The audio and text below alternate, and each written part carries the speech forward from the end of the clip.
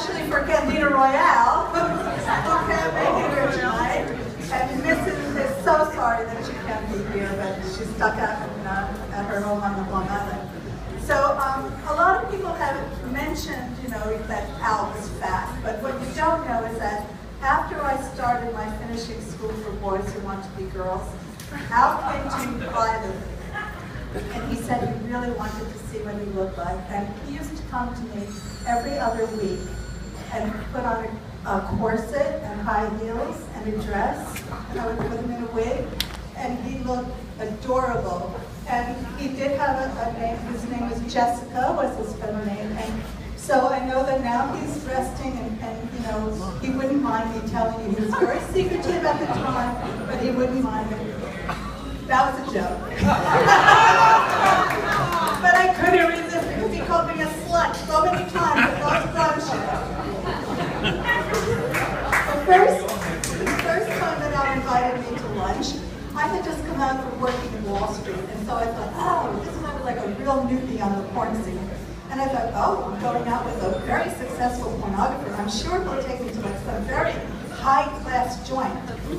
Al at the time was on one of his many diets, so he took me to the local coffee shop, and then he ordered like a filet of sole with lemon, and I forget what I ordered. And then right after lunch, we went to this pied-à-terre he had around the corner, and he wanted me to eat them for dessert. So I gave him a few lackluster licks, and then left. But the real time that I really have to be grateful for Al, and even that was fun, but was in 1984, I got the opportunity to testify in Washington for freedom of expression. And so I was preparing, I was writing some stuff to prepare my statement, and Al called me and he said, Veronica, because I guess, he assumed that anybody who did porn movies was really, at heart, a bimbo, and I must say in those days, I certainly had a good amount of bimbo in me. So he said, Veronica, these people are serious. This is no joke. And he sent me to see a lawyer named Ken Norwick, who he was working with at the time. And Ken told me, forget all this philosophical stuff. Just speak, from your experience. And it was great advice for me.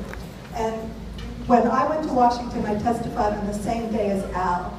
So I got to see him in action and how fast he was. It wasn't so much his opening statement, but when our inspector started questioning him, he was so brilliant. He was really brilliant, and it was just really an honor to see him work that Judiciary Committee room.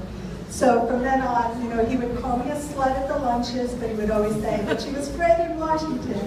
And after that, also I borrowed footage, I got footage of those hearings, and through the Midnight Blue offices, which Al was also so generous about, I got to make a docu-diary using the footage and work at the Screw Studio. So there's so much to thank Al for his generosity in so many ways. And yes, he was a tough, cookie, and he could be really, but thank you, Mr. Goldstein.